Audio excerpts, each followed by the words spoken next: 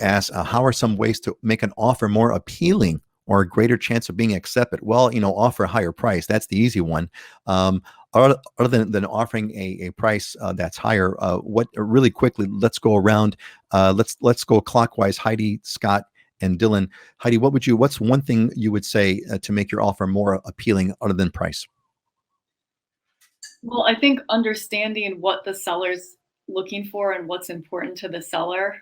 There's lots of things that can be negotiated in a contract other than price. Just a few are closing date. There's just so many. They're all Right. toolbox. There's So non-refundable. know the seller. Basically, what you're saying is, this comes down to having. This implies a relationship, meaning having working with a good realtor who's got a relationship that can talk to the seller's realtor and kind of find, hey, what's the deal? Scott, do you have an example of what you can do to make an offer more appealing? I do. Last week I gave away a free tip, right, with the Ginsu knives, and this one I'm calling these but my you had jackrabbit. But you had to order by midnight tonight. So go ahead. You do, and you'll have to on this one as well.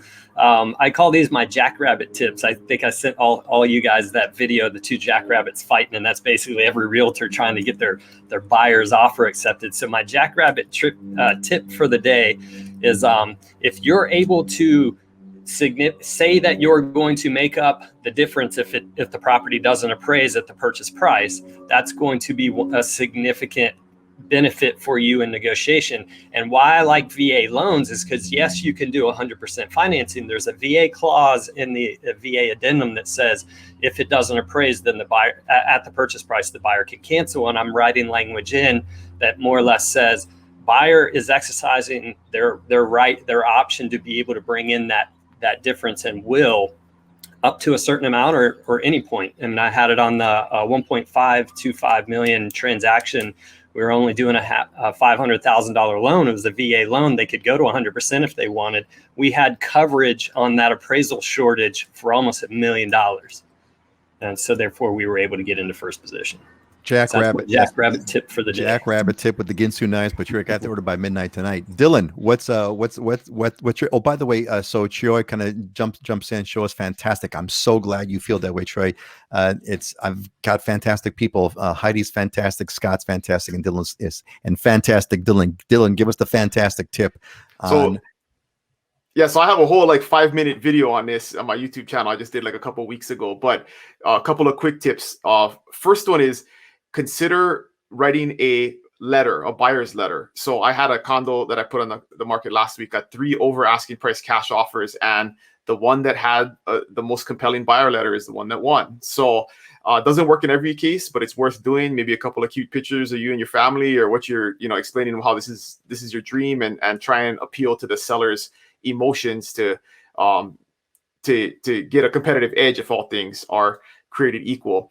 And then the other one is, we keep talking about working with a good realtor, but I have one of my agents had a listing and got multiple offers, and one of the better offers was a total mess. There was just stuff not checked in the contract. It was just a messy contract. And so if you're looking at 2 contracts as a realtor and you're advising your client, and you got to write a counter that you have to fix 15 things inside of the contract because it's just messy and sloppy, that's going to put you at a disadvantage if you're using a realtor that doesn't know what they're doing and doesn't know how to write a contract. So that's a big piece of it. And then also having that relationship, because listing agents are also advising clients. And if there's 3 or 4 different agents they have to choose from, they are going to be biased towards the agent that they want to work with, that they know does a good job, that brings qualified buyers, that is going to do their part of the transaction, help solve problems, all of those types of things. So those are little intangible things that you can do in order to be more competitive. And Judy, who says, I've already learned this week to listen to your realtor when making the offer. It's not all about throwing a bunch of money out there. And Dylan, Judy's working with you folks. And Judy, aren't you glad you're working with Dylan? That's kind of what it's all about.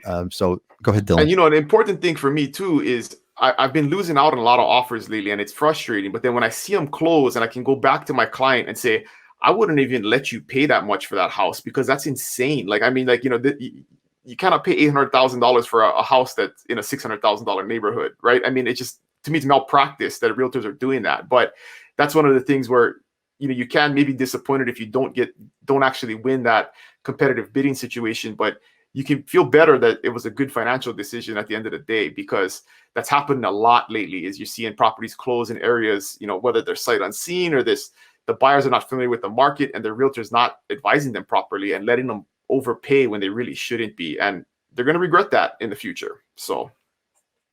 And Judy agrees. There you go, man. Yeah. That says it all right there. Thanks, Judy. Thank you for that confirmation. Sherman, aloha from Tennessee. Welcome, Sherman. We are glad